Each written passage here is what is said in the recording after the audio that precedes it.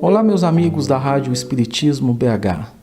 Eu sou Valdir Pedrosa e apresento o programa Estudando o Evangelho segundo o Espiritismo, no qual estamos trabalhando o capítulo 22, cujo título é Não separeis o que Deus juntou.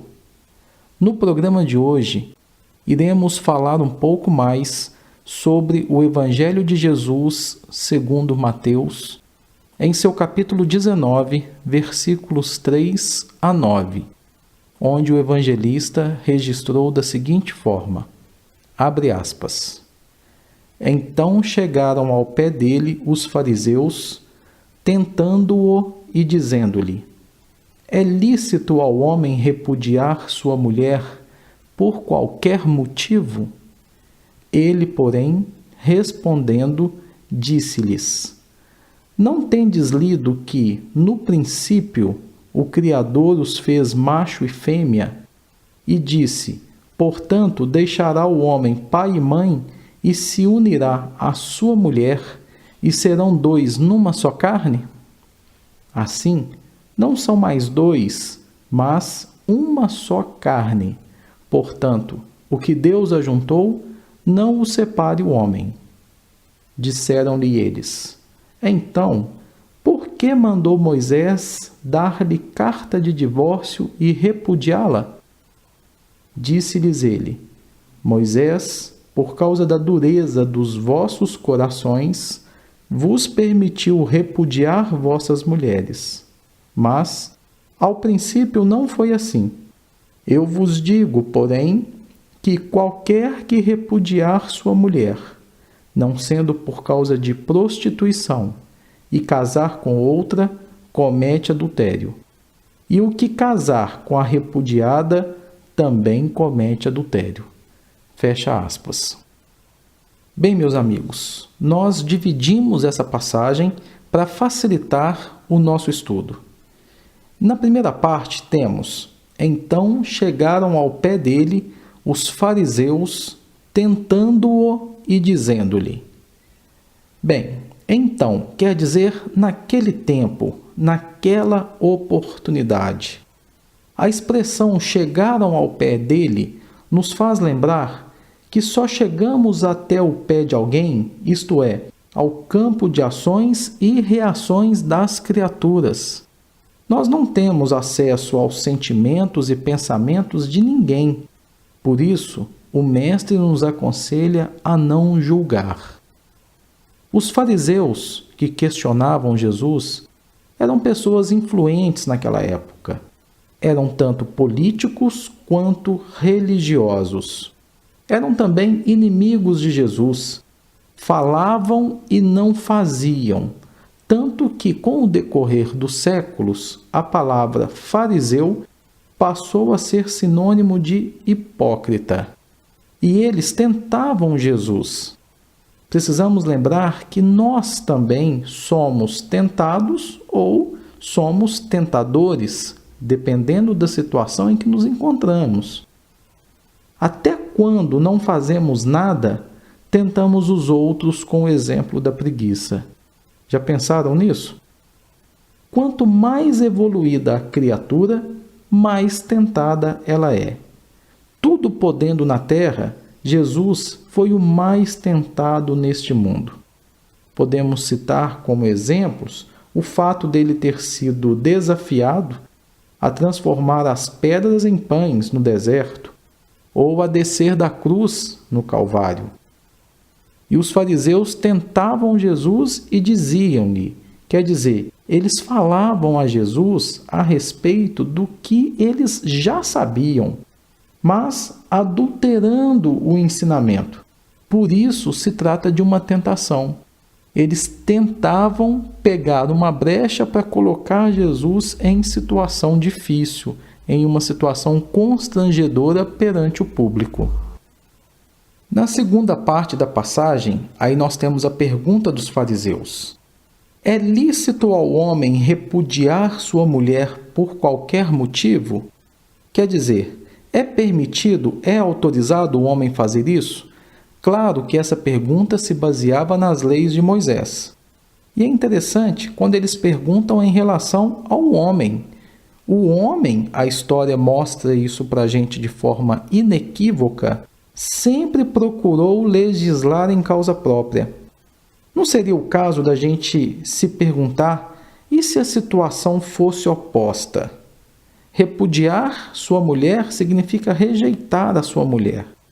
Se não houvesse machismo, era o caso da gente perguntar o oposto. Só que o homem, ele se arroga o direito de repudiar. Ele não fala em ser repudiado. Poderíamos perguntar, é lícito a mulher repudiar seu marido por qualquer motivo? Mas nós não encontramos isso na Bíblia. Nós só vemos que esse direito, pelo menos naquele tempo, naquela época, era dado ao homem. À mulher, não.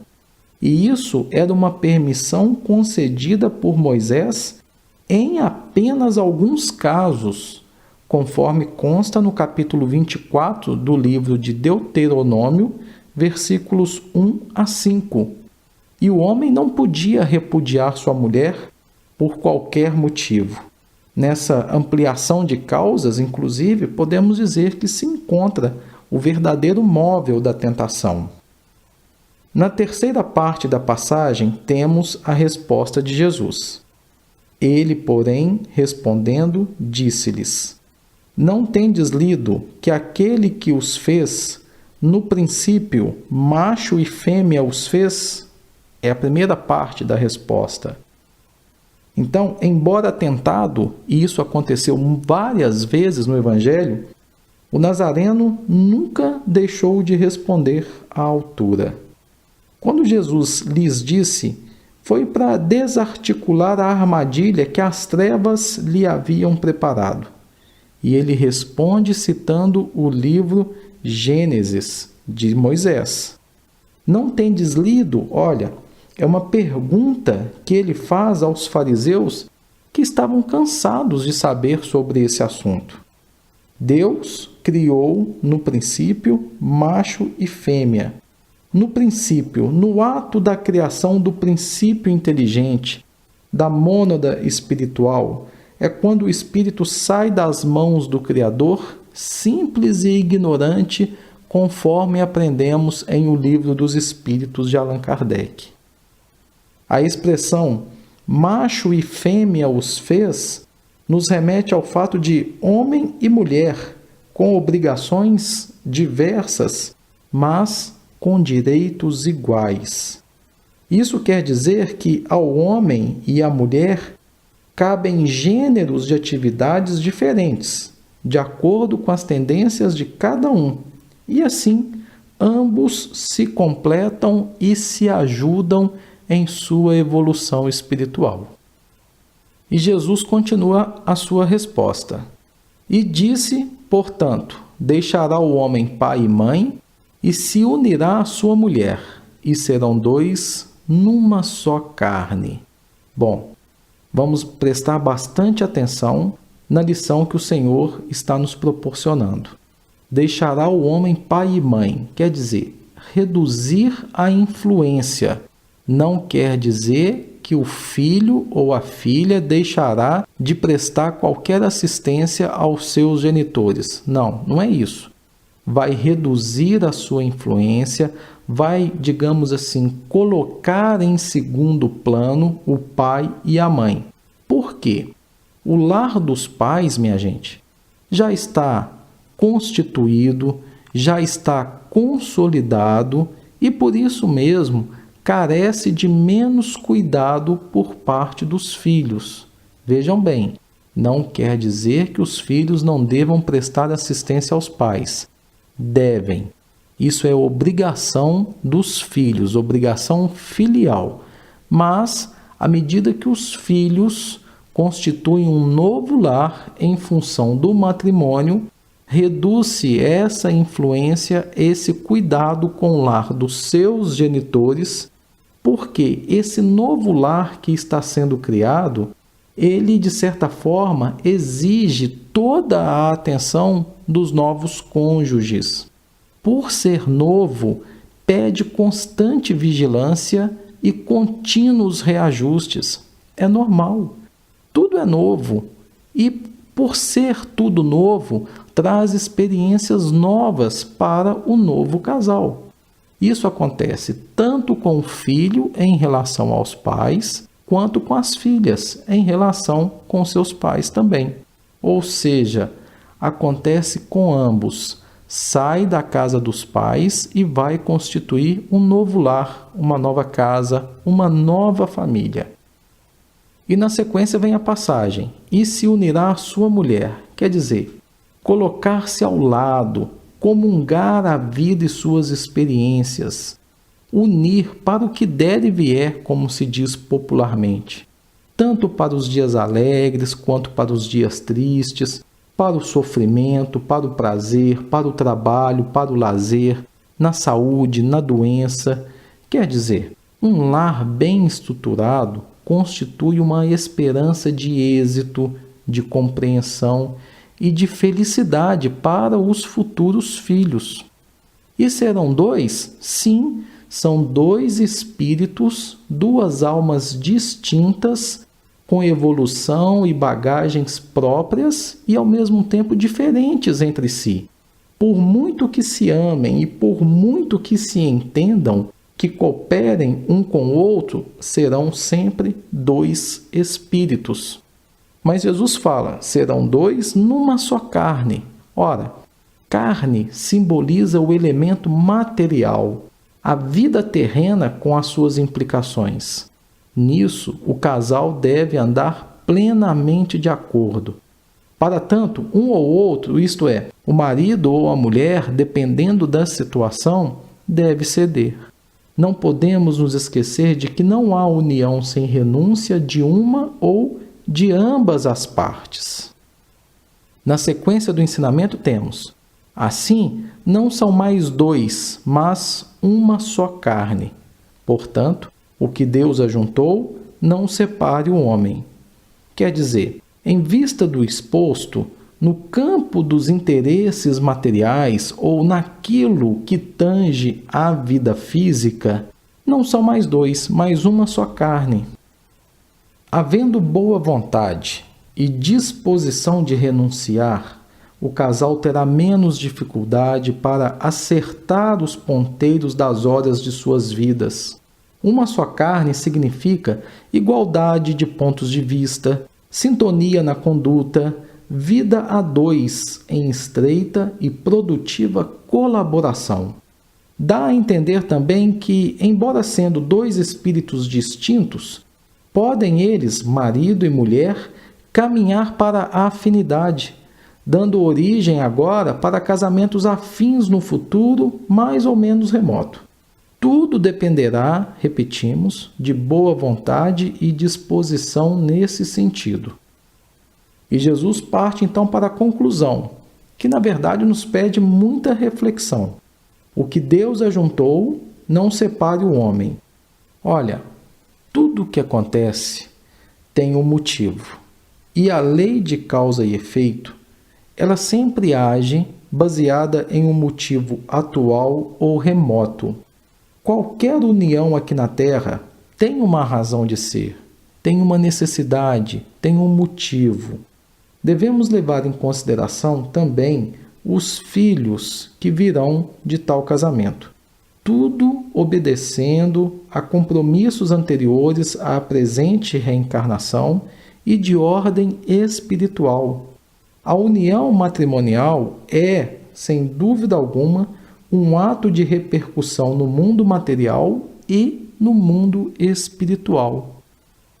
Sendo a lei de causa e efeito uma lei de Deus, e Deus é sábio e justo, como aliás sábios e justos são todos os atos e manifestações do Criador, devemos fazer tudo para que, uma vez casados, permaneçamos juntos, permaneçamos casados. A união só aconteceu em decorrência de compromissos anteriores, de vidas passadas. permanecer juntos até que a desencarnação separe o casal, apesar de todas as dificuldades para isso, é o ideal, pois representa a quitação de compromissos. Separar antes, salvo a exceção da prostituição, citada no versículo 9 dessa passagem que estamos estudando, e aliás citada por Jesus, fora isso, a separação é adiar a solução dos problemas. Mais tarde, em outras reencarnações, na Terra ou até mesmo em outros orbes, o casal virá a reunir-se para os necessários acertos de contas e muitas vezes em situações menos favoráveis. Mas, como sabemos, os fariseus não se dão por vencidos com facilidade. Eles retomaram o questionamento e Mateus registrou. Disseram-lhe eles: então, por que mandou Moisés dar-lhe carta de divórcio e repudiá-la? Olha, gente, eles eram insistentes. Não deixavam por menos. A pergunta, contudo, vai dar margem a importantes esclarecimentos por parte do nosso mestre, que aproveitava todas as oportunidades para ensinar, para orientar. Realmente, Moisés tratou do divórcio e até com detalhes. Esse tema, já dissemos, encontra-se em Deuteronômio, capítulo 24, versículos 1 a 5. Moisés, esse grande legislador do povo hebreu, ele recebeu os 10 mandamentos como um médium e era um líder notável, um grande administrador. Estabeleceu normas e leis que deveriam ser obedecidas pelo povo naquela época. A carta de divórcio estabelecida por ele era um documento que tornava legal a separação. Assim, a mulher se via desobrigada de seus deveres matrimoniais. Repudiá-la, ou seja, de posse desse documento, a mulher podia ser rejeitada. Hoje, conhecedores que somos da lei de amor, da segunda revelação trazida por Jesus, nós reconhecemos a injustiça do procedimento por ser unilateral, isto é, dá o direito de tal iniciativa apenas ao homem. No programa anterior, falamos sobre certas leis civis que atendem a uma determinada época, a um determinado povo, e que essas leis, por não serem divinas, elas são mutáveis, são aperfeiçoadas com o passar do tempo. E podemos dizer que foi isso que aconteceu neste assunto sobre o divórcio. Hoje, tanto o homem quanto a mulher podem solicitar o divórcio. Naquela época, numa sociedade extremamente machista, esse direito cabia tão somente ao homem. E na sequência temos mais uma resposta de Jesus que dividimos a fim de facilitar a nossa compreensão. Na primeira parte da resposta, Jesus disse: Moisés, por causa da dureza dos vossos corações, vos permitiu repudiar vossas mulheres, mas ao princípio não foi assim.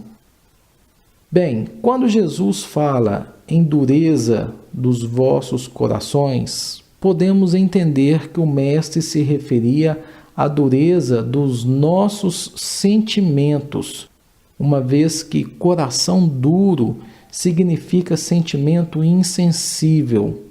Quando ele diz que Moisés permitiu repudiar as mulheres, nós precisamos entender o seguinte: a separação sempre é um mal. Porém, é aceitável e compreensível quando se trata de evitar um mal maior. Em último caso, é sempre um adiamento de solução de problemas que, não raro, advém de longe, de reencarnações passadas.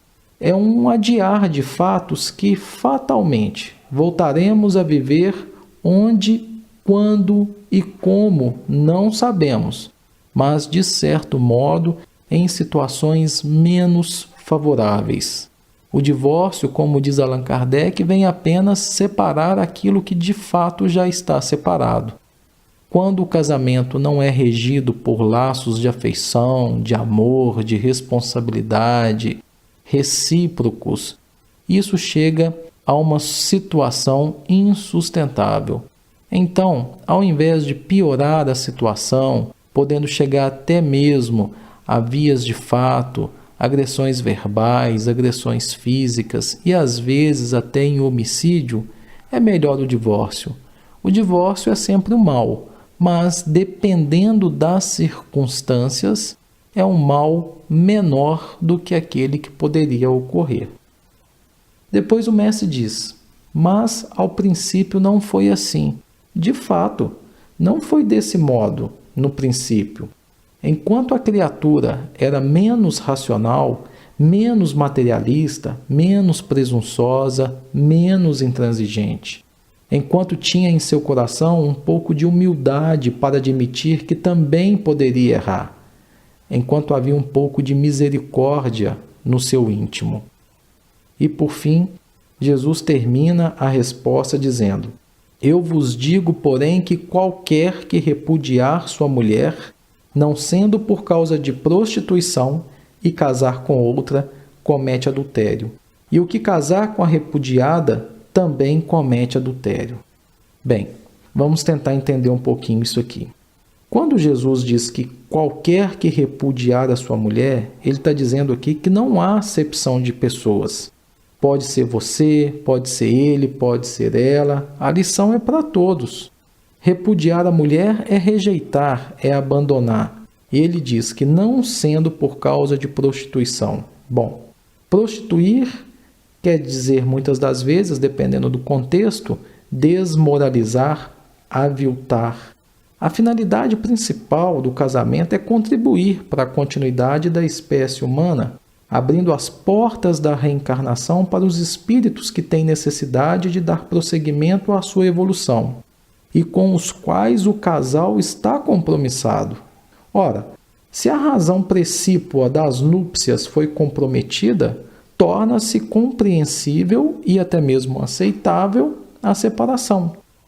Quando Jesus diz "e casar com outra comete adultério", no caso único de separação admitido por Jesus, que é esse da prostituição, os elementos têm de abster-se de novas uniões. Eles devem permanecer na condição de divorciados. O adultério é infidelidade conjugal. Cometer adultério é também corromper, falsificar, alterar. Entendemos que é alterar a linha das necessidades, tudo corrompendo e quase sempre dando expansão às paixões. E no final da resposta, o mestre diz que aquele que casar com a repudiada também comete adultério. Conclui-se da lição do mestre que, para quem se casar, o ideal é permanecer casado. Se ocorreu a separação, que continue separado, porém solteiro, sem contrair novos compromissos. Por quê? Porque nesse estado, nessa situação, sempre há possibilidade de um retrocesso, desse casal voltar a se unir, principalmente considerando-se alguns fatores como a solidão, que pode levá-los a mudar de ideia, a saudade, que pode influenciar para a mudança de condições, a enfermidade, que pode instalar-se exigindo atenções e criando dependências um do outro.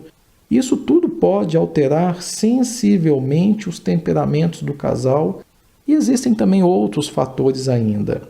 De tudo que foi exposto, se deduz que a separação do casal, espiritualmente falando, sob qualquer título, é sempre um mal, compreensível e aceitável quando se trata de evitar um mal maior, como, por exemplo, assassinato e até mesmo suicídio.